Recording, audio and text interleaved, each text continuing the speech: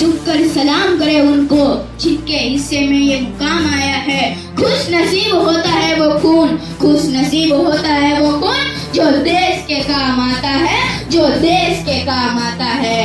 भारत के उन शहीदों के सम्मान में लगेंगे हर वर्ष मेले, भारत के उन शहीदों के सम्मान में लगेंगे हर वर्ष मेले जो देश के खातिर अपने लहू की बूंद बूंद से खेले, अपने लहू की बूंद बूंद से खेले। सबसे पहले मैं गोपाल भव्य इस सम्मानीय मंच को नमन करता हूँ और यहाँ उपस्थित आदरणीय आचार्य जी और तमाम शिक्षकगण को प्रणाम करता हूँ। जब हम खुली आजाद हवा में सांस लेते हैं तो हमें यह नहीं भूलना चाहिए कि इस देश के वीर सपूतों ने हमें गुलामी की जंजीरों से दूर होने के लिए, हमें आजादी दिलाने के लिए अपने प्राणों का बलिदान दे दिया था। 30 मार्च का ही वो काला दिन है जब अंग्रेजी हुकूमत इस मिट्टी के 3 वीरों भगत सिंह, सुखदेव और राजगुरु को फांसी के फंदे पर लटकाया गया था। भगत सिंह, सुखदेव, राजगुरु जैसे नौजवानों ने फांसी के फंदे पर झूलना मंजूर किया, लेकिन अंग्रेजी हुकूमत ने आगे गुलामी कदे मंजूर नहीं की। इस देश को गुलामी से आजाद करवाना था, चाहे इसके लिए अपने प्राण भी क्यों ना चले जाए, इसलिए उन्होंने झुकने की बजाय मरना पसंद किया। देशभक्ति की भावना बचपन से ही भगत सिंह में थी। एक दिन उसके पिताजी खेत में कुछ बो रहे थे, तब उन्होंने सवाल किया कि पिताजी आप ये क्या कर रहे हो? तब पिताजी ने उत्तर दिया कि बेटा मैं इस खेत में बीज बो रहा हूँ, कल को इसकी फसल उत्पन्न होगी और ये एक बीज में से हजारों बीज उत्पन्न होंगे। तो पिताजी ने देखा कि अगले दिन भगत खेत में बंदूक बो रहे थे। उन्होंने सवाल किया कि भगत तुम ये क्या कर रहे हो? तब भगत सिंह ने उत्तर दिया कि मैं इस खेत में बंदूक बो रहा हूँ, कल को इस एक बंदूक में से हजारों बंदूक होगी और मैं अंग्रेजों का विनाश करूंगा और इस देश में से अंग्रेजों को निकाल दूंगा। यही हौसला, यही जज्बा, यही देशभक्ति भगत सिंह, सुखदेव और राजगुरु में बचपन से ही थी। जिस उम्र में नौजवान अपने बारे में, अपने परिवार के बारे में सोचते हैं, उस उम्र में भगत सिंह, सुखदेव और राजगुरु ने सिर्फ और सिर्फ देश, सिर्फ और सिर्फ समाज के बारे में सोचा और इस देश के लिए अपने प्राणों की आहुति भी दे दी। 23 मार्च के ये काले दिन को हमें कभी नहीं भूलना चाहिए और इसलिए इस दिन को याद करना चाहिए और केवल याद ही नहीं बल्कि इसमें से सीख ले और आत्मसात करे कि हमारे लिए भी अपना देश और अपना समाज सर्वोपरि ही रहेंगे। आज एक तरफ नौजवान नई नई टेक्निकल विकास करके इस भारत देश को विकसित बनाना चाहते हैं, तो कुछ नौजवान ऐसे भी हैं जो धुएं के छल्लों में अपनी जिंदगी डुबा रहे हैं, नशीले पदार्थों का सेवन कर रहे हैं, शराब की लत में अपने और अपने परिवार का विनाश करने पर तुले हुए हैं। उसे ये फिक्र नहीं है, ये परवाह नहीं है कि समाज में क्या हो रहा है, देश में क्या हो रहा है। वो नहीं जानते कि हमारे लिए कितने परिवारों ने अपनों की बलि चढ़ाई है, कितने शहीदों को फांसी के फंदे पर लटकाया गया है। तब देश बलिदान मांगता था, लेकिन अब तो हम वही युवा है जो आने वाले भारत के लिए शासक बनकर इस राष्ट्र का निर्माण करेंगे। हम वही युवा है जो आने वाले भारत के भविष्य के लिए डॉक्टर, इंजीनियर, अफसर, खिलाड़ी, नेता, अभिनेता बनकर इस राष्ट्र का निर्माण कर सके।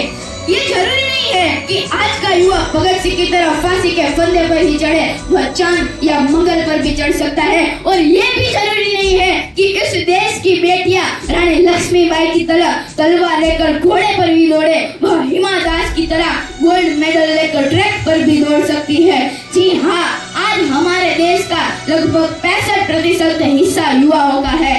मेरे विचारों में ये युवा आपदाओं को अवसर में परिवर्तित रखने का सामर्थ्य रखते हैं।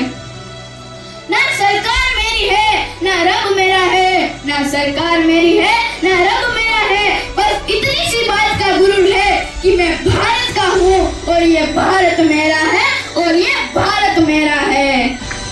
असल में राष्ट्र निर्माण तब संभव होगा जब मैं आप हम सब मिलकर प्रयास करेंगे, क्योंकि देश की जिम्मेदारी है हमें आगे ले जाने की और हमारी जिम्मेदारी है अपने देश, अपने वतन, अपने राष्ट्र को आगे ले जाने की। सीने में जुनून, आंखों में देशभक्ति की चमक रखता हूँ। सीने में जुनून, आंखों में देशभक्ति की चमक रखता हूँ। दुश्मनों की सांसें थम जाए, आवाज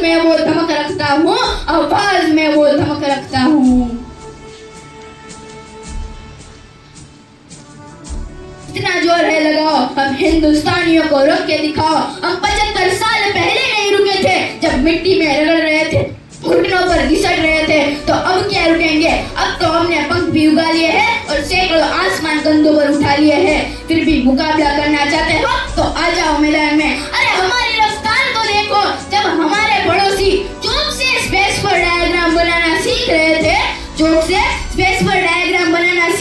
थे, तब हम चांद की मिट्टी को चूम के लौटाए। जब पूरी दुनिया मिशन मंगल पर करोड़ों डॉलर फूंक रही थी, तब हम मुट्ठी भर पैसों में मंगल घूम के लौटाए। भट्टियां चाहे कितनी भी बड़ी बना लो, भट्टियां चाहे कितनी भी बड़ी बना लो, अग्निपुत्रों के बिना आग कहाँ से लाओगे? जो कृष्ण की तरह तुम्हारी तरक्की का रथ चलाए, वो प्रतिभा, वो दिमाग कहाँ से लाओगे? बैठे रहो गूगल और ट्विटर खोल के, वो विजय, वो पराग कहाँ से लाओगे?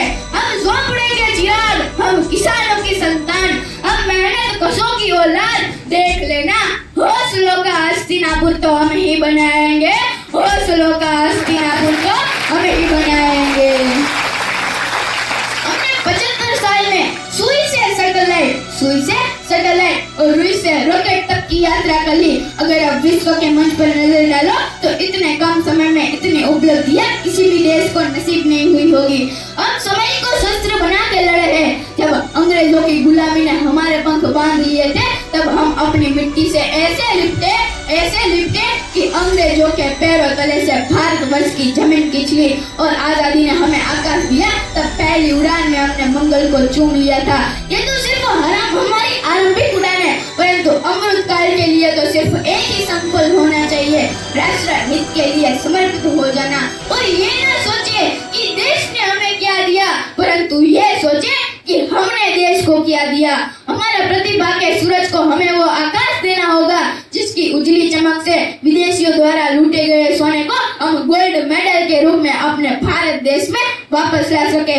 अमृत काल में हमें वो प्रयास करने होंगे।